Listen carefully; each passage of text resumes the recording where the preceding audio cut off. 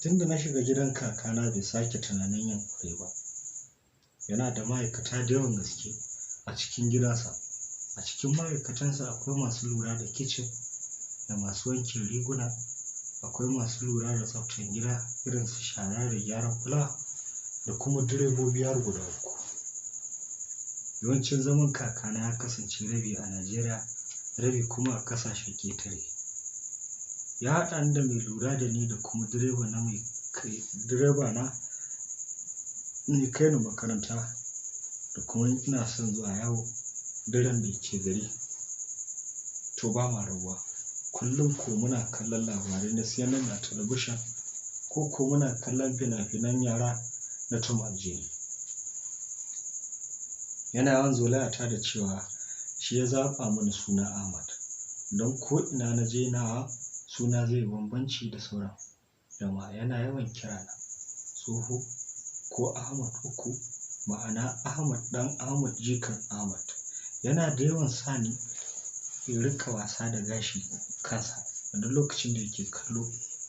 Duk lokacin da aka bamu hutun makaranta tun ina firamare, yana harkokinsa a gabana.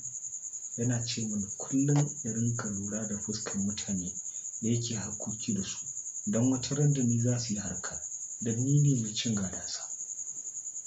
Kakana yana yawan ce mini kullum in muna ƙasan waje yakan ce mini ina kawo ka ne don ka saba da masu lura maka da dukiyarka. Magajina. Sai da na gama makarantar sakandare kakana ya kawo ni Kano in ga mahaifina.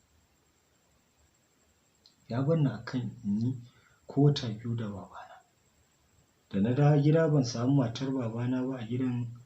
Da na tambaye shi ina yaya dukkuna take ce na rabu da ita da daɗewa.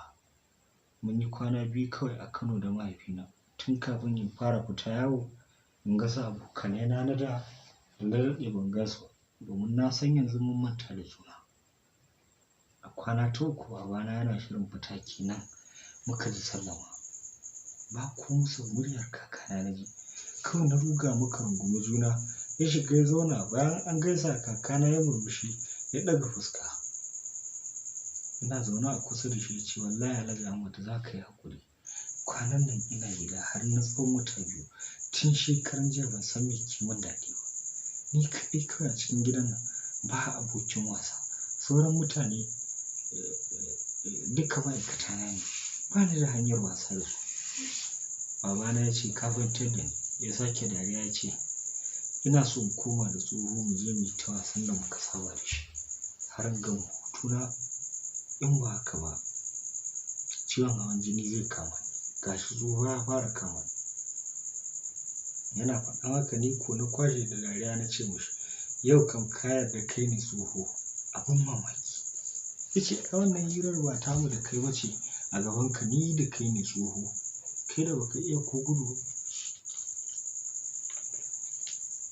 Dukkan muka kwashe da dariya. Babana ya ce ku sauka lafiya ana dariya.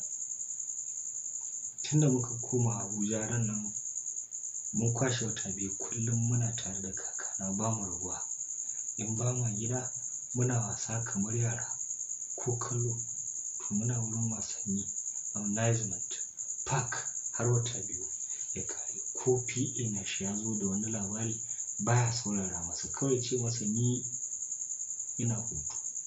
Kuma in muna tare da tsoho ba na son matsi. Dan haka ko ma menene ku je ku samu lawyer na ku daidaita. Na yi mashi taɗin ina son ci gaba da karatu. Ya ce mini ba damuwa zai kai ni Turai in ci gaba. Sa'an nan abin da ban gane ba ya daure mini kai shi ne da ya ce mini tsoho. Na juyo na ce na'am. Ka zauna nan ka ji wani hirar da baka zata ba. Na zauna na ce ina sauraron ka nake.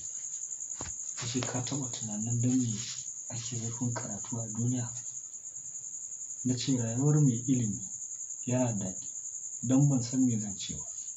Ya ce yana da daɗi amma ka san kuma ana neman ilimi don a samu kuɗi ne da shi ko? Na ce na san haka.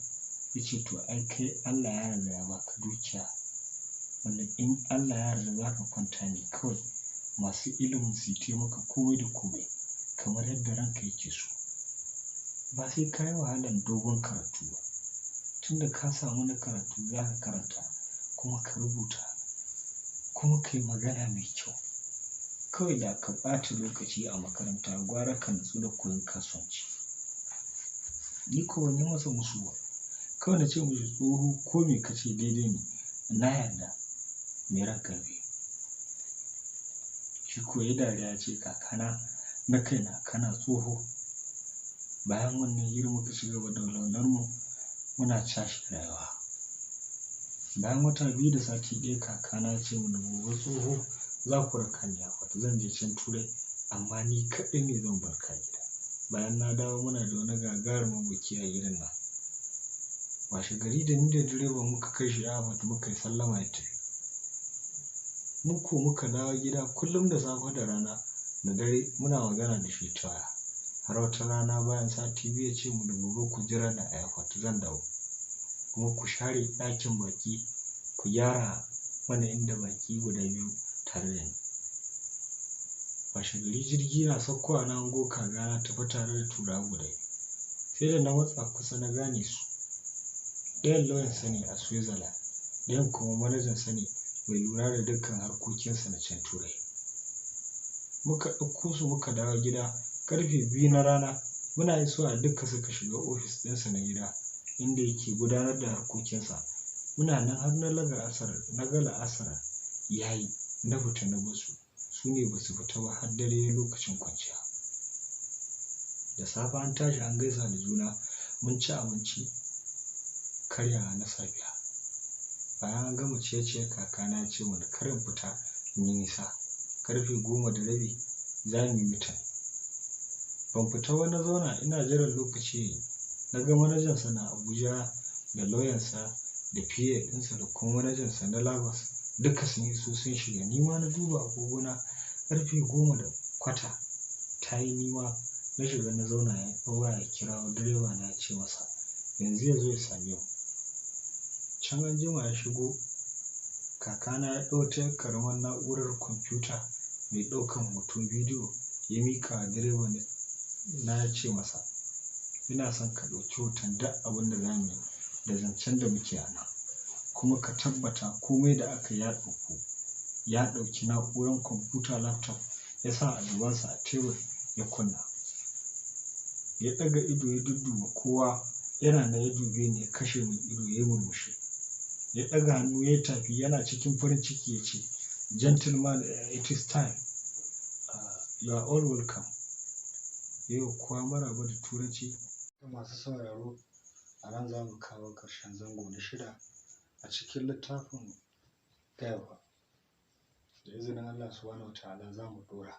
Kada dai a shafa a danna subscribe na YouTube channel ɗin mu ta Mai Zamani TV kana danna ƙwararrawar isar da sako sabo.